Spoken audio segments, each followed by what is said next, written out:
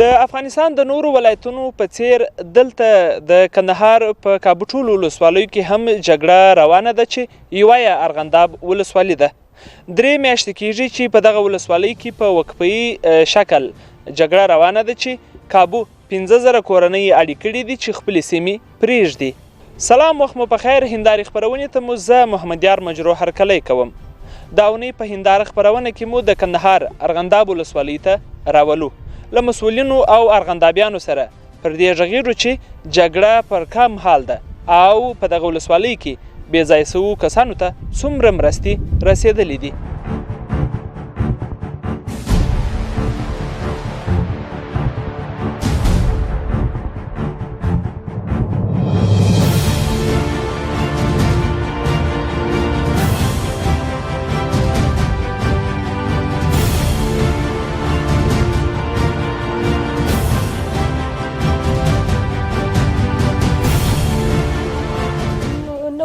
په حکومتان نه د غل نه برا نه چای دون څوک موږ نه لرو چې نه داسې سرای لرو. وایي موږ هلته نه څه کریه د غل لرو چې موږ اوس معنا خپل وس نه لرو چې موږ سرای کریه کړو. په کنډوالۍ کې پراته یو. زه 15 ماشینیان یم، نه خوره نه چا مرسته موږ سره کړې ده. نو ځای موږ نه لرو چې موږ ماسک کښېنو پښې کې نه هېڅ شی نه لرو، په مهاجر یو. نو خدای چې موږ سره مرسته وکړي، دغه مې غوښتنه چې موږ سره د غریبانو د مسکینانو سره مرسته وکړي.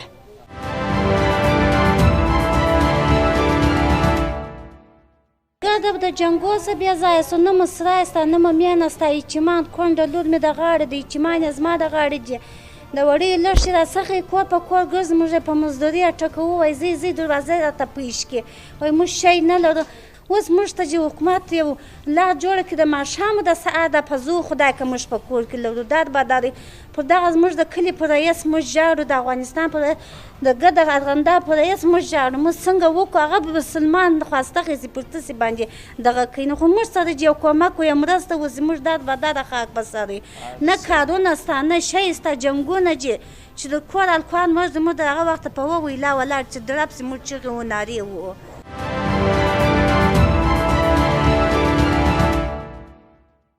ارغنداب خو ستاسو ته معلوم دی ډېر په بد حالات کې دی، ډېر سخت مهاجرین لرو، ډېر سخت بېوزلي بېولا خلک لرو چې دا غاړې څخه راوښتي دي. بیا مو دا 15 مکتب ورته خلاص کړي دي د ولسوال صاحب په همکاري. ولسوال صاحب په خپله په نیټ کې هم پورته کړي وه چې دغه 15 مکتبو ته به مهاجر راځي. د والي صاحب په هدایت بیا هغه دغه کار کړی دی. وروره موږ دغسې دربدر یو چې په دغه 15 کاله په دا 20 کاله پر موږ پر خلکو باندې داسې دربدري نه ده راغلې. د خلکو ټوله سامانونه پاته دي، د خلکو شیان پاته دي. ما په یوه جوړه کالو کې د ارغنداو پورې دې غاړې ته ځان رسولی دي. څوک په ښارو کې پراته دي، څوک په خیمو کې په دغه کې پراته دي، د سرپناه ځای نه لري. نو زموږ د دولت څخه غوښتنه دغه ده چې دغه زموږ د بېوزلو بېولا خلکو سره کومک وکړي، همکاري وکړي. د ښځو په بخش کې ډېر کومک زموږ سره وکړي، د نارینهو په بخش کې د هغه ډېر کومک زموږ سره وکړي چې موږ د دغو خلکو لاسنیوی وکړو. بیخي نه په شپه ځینې خلاص نه په ورځ ځینې خلاص. زموږ را خو یوازې د ولایت مقامه پورې دی. یا بله ورځ مو د والي صاحب سره مو لیدل، والي صاحب هم د زړه ډاډ راکړي چې موږ په هره برخه کې به موږ ستاسو سره کومک او همکاري کوو. خو بیا موږ غوښتنه پر د دولت څخه دغه ده چې په دغسې وخت کې هر څونه امکانات چې دوی په لاس کې لري، هر څونه کومک چې په وسه پرایي، باید دغه زموږ د غریبانو د بیچارهګانو او د کډوالو سره شریک رایه وي. زه به تاسو ته خبر وکړم دغه نن تاسو چې ولیدلې د دغه اسلامي کلیدیت د خوا څخه دغه بیچارهګانې ښځې دلته نویشته کېږي. دا د داسې کورو د داسې خاندان د داسې دغه خلک دي چې هره یوه میلیونره وه، مګر نن په یوه جوړه کالو کې در دغه ځایه پورې راغلي دي. د ماښام ډوډۍ نه لري، د پښو چپلکې نه لري.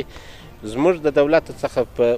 په ډېره جدي غوښتنه دغه ده چې زموږ د دغه غریبانو او بیچارهګانو سره کومک وکړي. حالات خو جنګي حالات دي، کنټرول نسته، حساب نسته.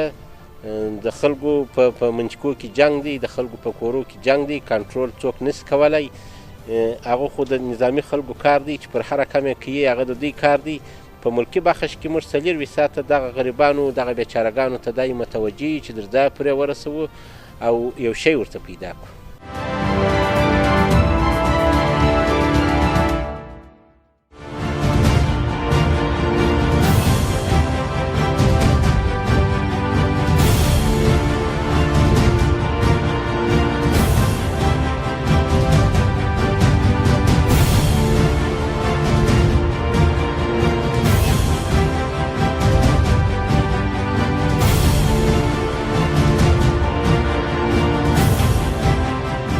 پیسې خو داسې د مسکینیو که استي وه که مو جایدادونه وه که مو ملکونه وه که مو غنمان وه که مو کورونه وه که مو بخچې وې ټول هلته پاته دي په 100% ساده سرونه مو ښار ته راوایستله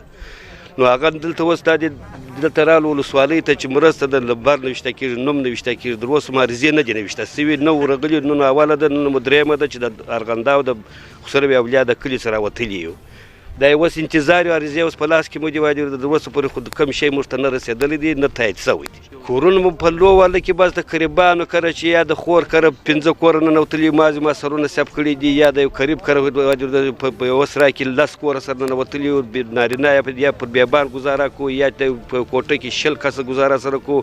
خو بس داسې د مشکلاتو ژوند دی وایي د مازې ما سرونه را ایستلي دي کوچنیان مو مازې خوندي کړي دي په کورونو نه ایستلي دي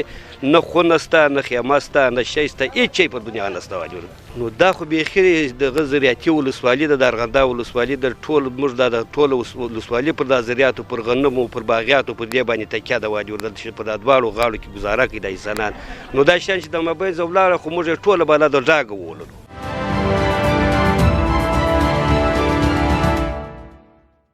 موږ اوس دغه په اومه نایه په اومه اوضاع کې یو او فعلا اوس هلته ګزاره کوو دا یوه نیمه میاشت کېږي چې موږ راوتلي یو خپل وظایف ته اوس نسو اوس موږ برشوه کېدلی چې ورسو ماینونه دي و دغه یوه لارې لو هغه لاره هم اوس شوبلې پر ولاړې دي نو هغه لاره هم را باندې بنده شوه دا پرون پر هغه ځای باندې بمبار و زه خپله د فقیرانو د کلي یم نو موږ سره مرسته و کومک هېڅ شی هم نه دی شوی تر اوسه پورې ریاست ته ورغلی یم ورور د ریاست سیم پسې راخیستې یم ول تا ولې دا اشتکر پر دې غاړه ولې دي مال دا خو یو افغانستان دی که هغه ځای که دغه ځای پر موږ څه فرق لري که جنګ دغونه ادامه وکړي موږ به ډېر بیخي ډېر تاوان موږ ته ورسېږي ما باغچه ماته د بزګرۍ څه 1400 کال دایره رسېدلي دي نو بره ته دغه تری و پخوا به 40 50 لک روپۍ دغونه موږ ته حاصلات را رسېدي هغه اول ګشت طالبان راله موږ ته دغونه تاوان را ورسوي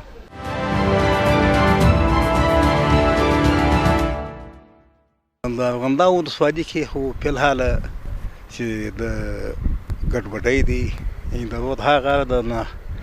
شاوخوا ټول په هر کلي کې جنګ دی ټول خلک د مینو د جنګ سره مخامخ دي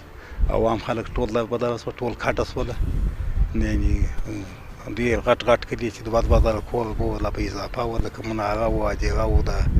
ناګهان وو دا بعضې لاور دا بعضې کلي تابینان وو چاغوربې دا ټول کډه شوي دي محدود څو کسان که پاتې هغه نه وایم او نور ټول منچکې مینونه دي پلونه نوېدلي دي پلچکان د بینه تللي دي او کښت و کرونده مو ټوله خرابه ده نو هغه دا درې میاشتې کېږي چې زموږ کښتونه باغونه ټول نه اوبه شوي دي نه کارونه شوي دي نو آینده کال لپاره مو هم حاصلات شاید کم شي چې کښتونه مو نه دي کړي د جنګ په خاطر ټول خلک د ستونزو مشکلات سره مخامخ دي تېر کال یې اصولونه ټول خراب شوه د انار په وخت کې هم جنګ و نو د خلک د اقتصادي وضع ډېره ضعیفه ده نو خلک د مشکلاتو سره مخامخ دي په دې برخه کې دا د ارغنداویانو یو اتفاق یووالي ته ضرورت شته چې ټول مشران سره راټول شي یووالی یو اتفاق وکړي د بل په د وینو په تویېدو کې خپله ډوډۍ خپل عزت پیدا نه کړي او خپل پر حالاتو وکل کړي او جنګ د بینه یوسي جنګ ته د پای ټکی کښېږدي د ټولو شکیلو غاړو څخه دا خواهش دی چې جنګ دې بس کړي صلح دې وکړي یا داسې دی چې موږ په بعضې د رود هغه بعضې کلو ته شل نومه 15 نومه چې کله 300 کور دي یا 100 کور دي او په دې کې 15 کسو یا 10 کسو ته یو څو محدود کسان چې 302 کسان ته د زه جواجز خوا څخه کومک رسېدلی دي چې دوی زر نومه ودې ولسوالۍ ته دغه کړي وه نو اوس په دې کې هغه د مخه چې ورکول شوي وه چې زه معلومات لرم 302 که څو کسان ته کومک ورکول شوی دی او دا خلک چې دي ټول مسکینان دي که باغ والا دي هم مسکین دي که دغه دي نو ټول اقتصاد ضعیفه دی او ټول کډه شوي دي نو دا باید لازم کومکونه ورسره وشي نړیوالو مؤسسو دې غږ وشي چې دوی ته لازم کومک ورکړي او خلک د ډېر بد حالت سره مخامخ دي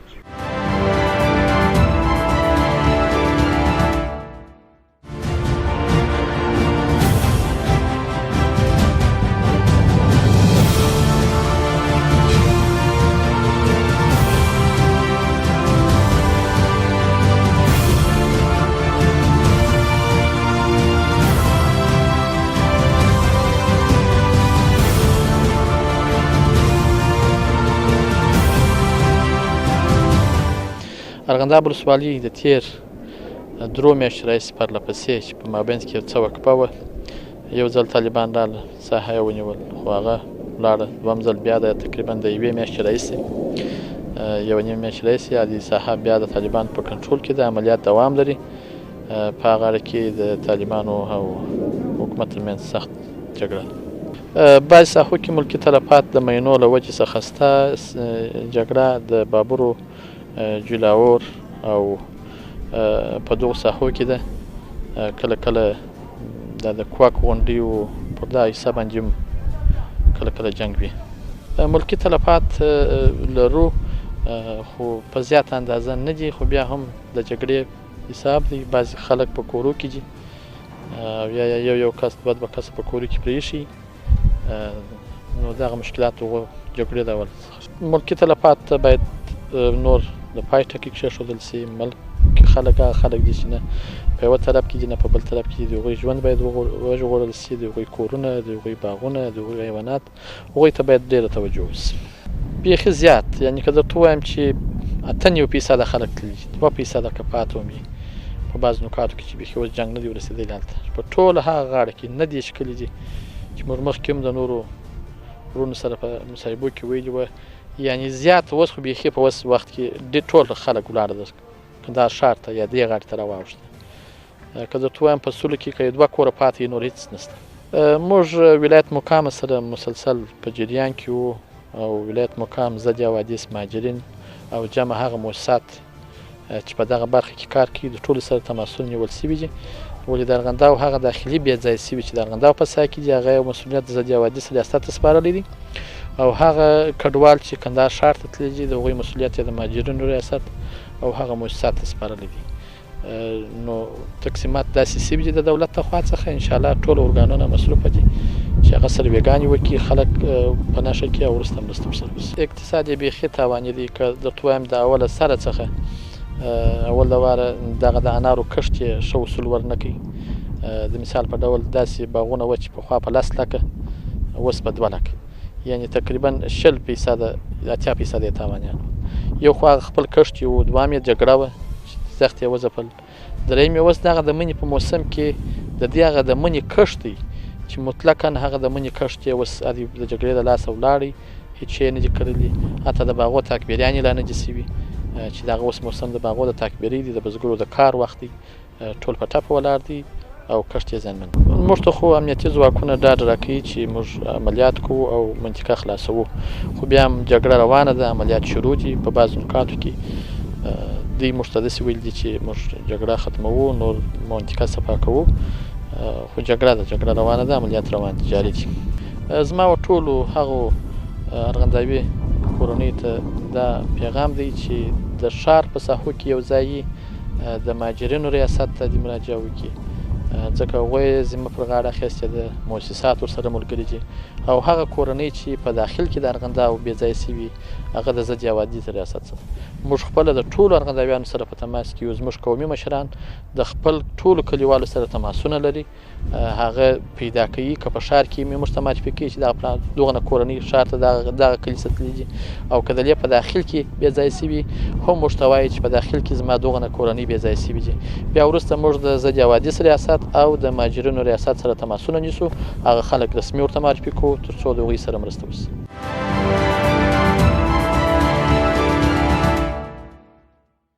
خوشبختانه امنیتي او دفاعي ځواکونه په قوي همغږۍ سره د ارغنداب په ولسوالۍ کې ښه پیشرفت لري.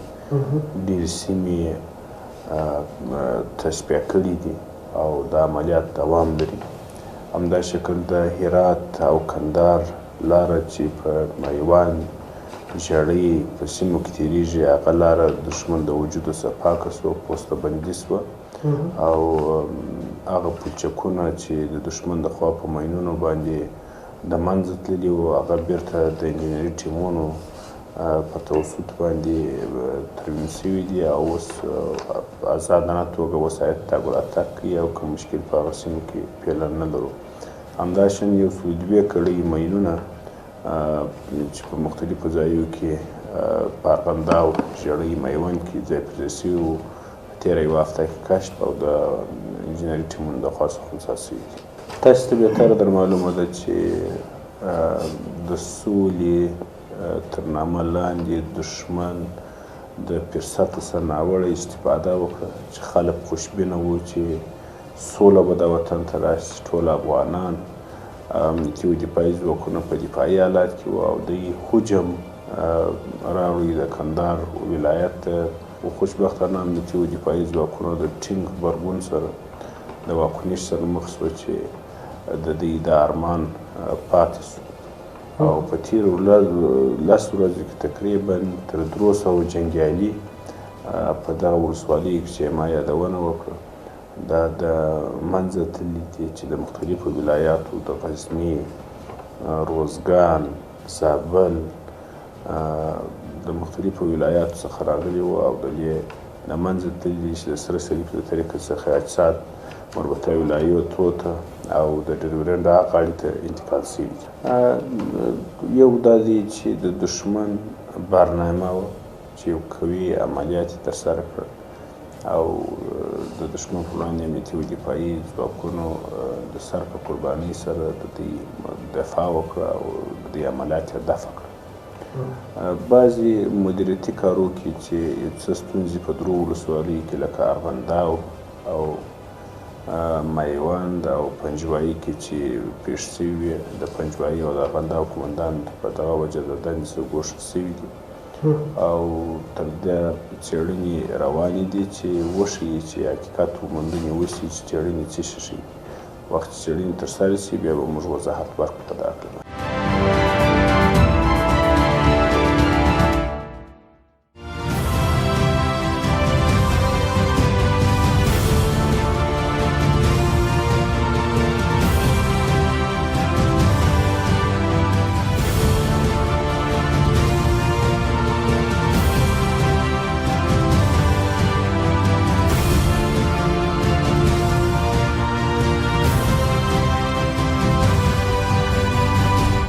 وروستیو څو ورځو کې په ارغنداو ولسوالۍ کې عملیات جریان لري چې له امله یې زموږ زرګونه میشت ارغنداوي ملکي وګړي په اندېښنه کې دي چې ډېری البته ښار ته هم رابېژه شوي. هغه ارقام چې تر اوسه پورې زموږ سره شریک شوي شاوخوا 1.5 کورنۍ د ارغنداب ولسوالۍ د مربوطاتو څخه د ښار مختلفو ناحیو ته رابېژه شوي. موږ هم دغه خلکو ته تر ټولو زیات لومړیتوب ورکړی د خپلو رسمي او غیر رسمي منابعو څخه په ګټې اخیستنې سره په هره ناحیه کې مو مشخصو همکارو ملګرو ته چې څوک په افتخاري کار کوي هغو ته مو هم دنده ورکړې، په خپله هم لاس په کار شوي تر څو پورې دغه خلک ژر تثبیت کړو او په لنډو څو ورځو کې البته دوی ته مرستې ورسوو. دا کار جریان لري. د دې تر څنګ د پنجوایي د یو شمېر سیمو څخه هم وخت ناوخته کډې راځي، یعنې هلته هم جنګ شته، اما په هغه تعداد سره چې پخوا د پنجوایي یا د ژړۍ ولسوالۍ څخه خلک را بېځای کېدل، اوس خوشبختانه هغومره بېځای کېدنه نشته. یوازینۍ اندېښنه چې موږ لرو هغه یوازې د ارغنداو په اړه باندې دی چې دا درېیم ځل دی چې د ارغنداو څخه خلک را بېځای کېږي. تر دا دمه پورې د کډوالو چارو ریاست شاوخوا 2528 کورنیو ته مرستې رسولي. پخوا 4 کاري ټیمونه موږ درلودل، اوس مو د ټیمونو زیاتوالی چې شاوخوا 9 ته تعداد رسیږي، تر 9 پورې مو کاري ټیمونه زیات کړي. امیدواره یو چې د ارغنداو د وروستیو جګړو له کبله چې څومره کورنۍ رابېځه شوي موږ به یې په دغه روانو 2 او 3 ورځو کې ټول تثبیت کړو او هممهاله به یې د سروي ټیمونو ته په اختیار کې ورکړو تر څو پورې دوی ته په بیړني ډول مرستې ورسیږي. هغه څه چې موږ د یو داخلي بېځایه شوي کورنۍ دپاره د مرستې په توګه په پام کې نیسو، دا باید ووایم چې د سروي په جریان کې د دوی ټولې اړتیاوې په پام کې نیول کېږي، یعنې مرستې دوی ته د دوی د اړتیاوو پر اساس باندې ځانګړې کېږي. په مرستو کې د غذایي موادو هغه بسته چې دی په هغه کې د یو متوسطې کورنۍ د 2 میاشتو دپاره غذایي مواد ځانګړي شوي وي چې 184 کیلو وړه دي، همدغه راز شاوخوا 14 کیلو غوړي دي، 25 کیلو دال نخود دي، همداراز د کوچنیانو دپاره بسکیټ او ځینې نور غذایي مواد دي. د غیر غذایي موادو بستې شته چې په هغه کې ژمني لباس د کوچنیانو دپاره د لویانو دپاره شامل دي. د دې تر څنګ شړۍ دي، ترپالونه دي، هغه شمېر کورنۍ چې خیمو ته ضرورت لري هغو ته مو خیمې هم په پام کې نیولي چې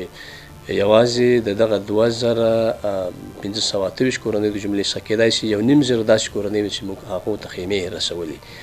او د دې ترڅنګ دا چې ژمنی موسم دی د ژمنیو مرستو تر عنوان لاندې موږ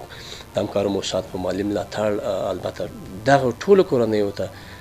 تقریبا ټولو کورنیو ته نقدي مرستې هم رسولي چې په نقدي مرستو کې مختلف پاکیجونه د نقدي مرستو شامل دي 15400 افغانۍ 15350 افغانۍ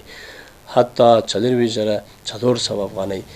یعنی د هرې کورنۍ هغه اړتیا ته په پام سره او یا دا که داسې ووایو چې د هرې مؤسسې هغه امکاناتو ته په پام سره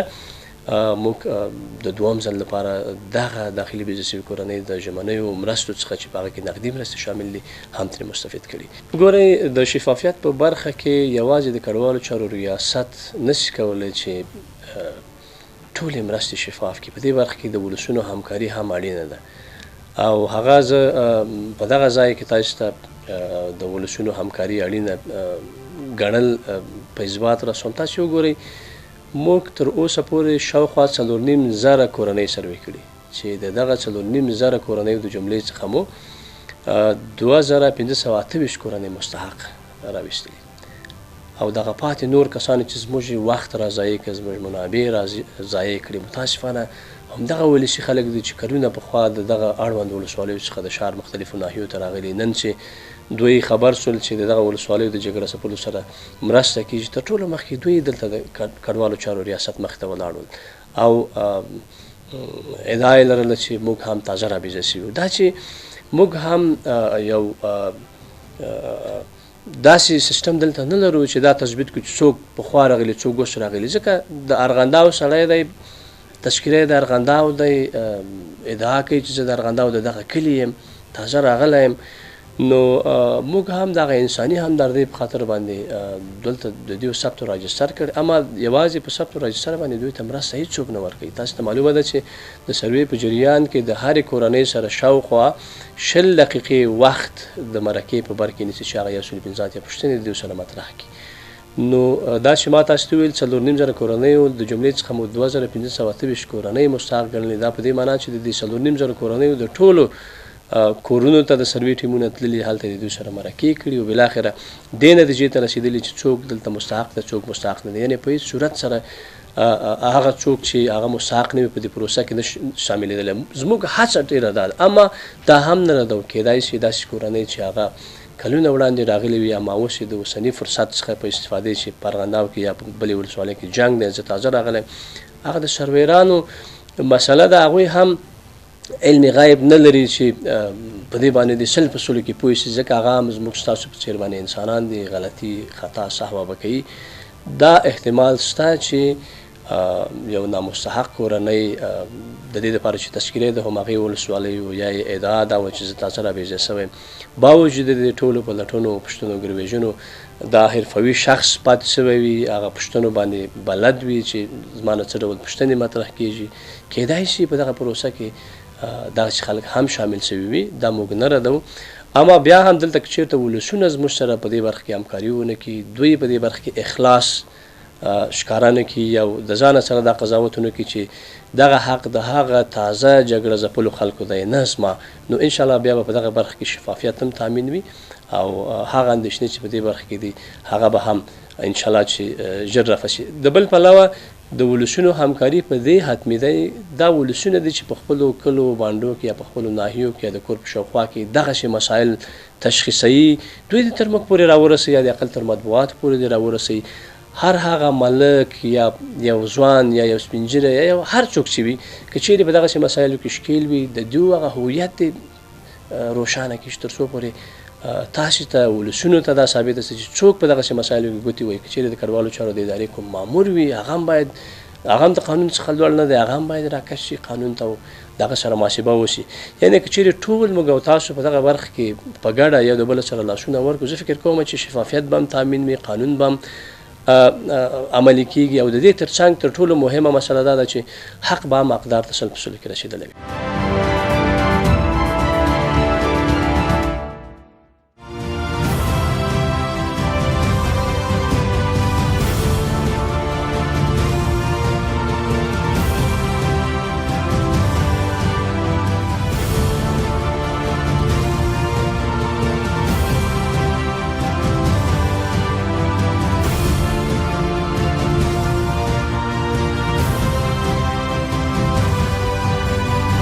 مسؤلین وایي چې د ارغنداب ولسوالۍ جګړه د مهال رود هغه سیمه ده چې یو طرف ته وسلوال طالبان دي او دې طرف ته افغان ځواکونه دي چې لا هم جګړه روانه ده. په دې هیله چې د ارغنداب کې به جګړه پای ته رسیږي او ارغندابیان به یو ځل بیا خپلو باغونو ته ستنیږي او ځکه دا وخت د کښت د کرلو دی او کښت به کري. نو په دې هیله چې دا خپرونه به ستاسې د خوښې وړ ګرځېدلي. تر بیا مو زه محمد یار مجرو او د کیمرې تر شا عبدالعلي خوشحال در څخه اجازه غواړو. د خدای په امان.